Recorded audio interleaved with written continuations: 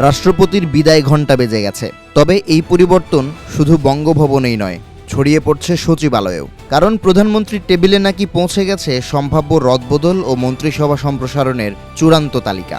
এখন শুধু আনুষ্ঠানিক ঘোষণার অপেক্ষা। সম্প্রতি এ সম্পর্কিত প্রতিবেদন প্রকাশ করেছে বেশ কয়েকটি অনলাইন পোর্টাল, যেখানে উল্লেখ করা হয় আগামী 17 আগস্ট তারেক রহমান নেতৃত্বাধীন সরকারের 6 মাস পূর্ণ হচ্ছে। আর এই ষান্মাসিক রিপোর্ট মূল্যায়ন শেষে আসতে পারে মন্ত্রিসভা সম্প্রসারণ ও রদবদলের ঘোষণা।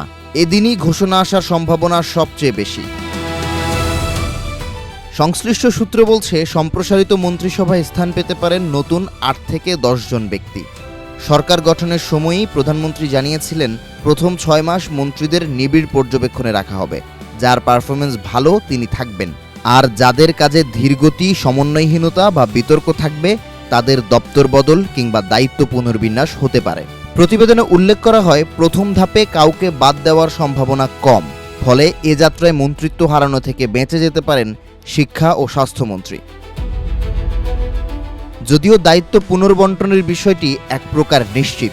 দুর্যোগকালীন সময়ে পরীক্ষা অব্যাহত রেখে বিতর্ক তৈরি করেছেন শিক্ষামন্ত্রী ডক্টর আ.ন.ম এহসানুল হক মিলন। অন্যদিকে অতি কথনের কারণে সমালোচিত হয়েছেন স্বাস্থ্যমন্ত্রী সর্দার সাখাওয়াত হোসেন বকুল। ফলে 2 পূর্ণমন্ত্রীকে অন্য দপ্তরে পাঠানোর গুঞ্জন রয়েছে। তবে শাস্তির পাশাপাশি ভালো কাজের জন্য পুরস্কৃত করার সিদ্ধান্ত নিতে পারেন প্রধানমন্ত্রী। গুঞ্জন রয়েছে বেসামরিক বিমান চলাচল ও পর্যটন প্রতিমন্ত্রী এম রশিদুজ্জামান মিল্লাতের পারফরমেন্সে সন্তুষ্ট প্রধানমন্ত্রীর কার্যালয়, ফলে তাকে পূর্ণমন্ত্রী করার সম্ভাবনা রয়েছে। নতুন মুখ নিয়েও চলছে বিস্তর জল্পনা। বিশেষ করে বৃহত্তর নোয়াখালী থেকে প্রতিনিধি না থাকায় আলোচনায় রয়েছেন বেশ কয়েকজন নেতা।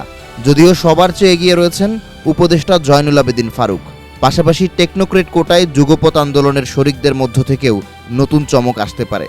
সম্প্রতি শরিকদের সঙ্গে প্রধানমন্ত্রীর নৈশভোজ এই জল্পনা আরও বাড়িয়েছে। প্রধানমন্ত্রীর উপদেষ্টা ডাক্তার জাহেদুর রহমানও ইঙ্গিত দিয়েছেন মন্ত্রিসভায় রদবদল হওয়া স্বাভাবিক গণতান্ত্রিক প্রক্রিয়া এবং এটি সম্পূর্ণ প্রধানমন্ত্রীর এখতিয়ার। ফলে এখন রাজনৈতিক অঙ্গনের সবচেয়ে বড় প্রশ্ন, কার হাতে উঠবে নতুন দপ্তর আর কার কাঁধ থেকে সরে যাবে পুরনো দায়িত্ব। উত্তর মিলবে শুধু প্রধানমন্ত্রীর আনুষ্ঠানিক ঘোষণায়।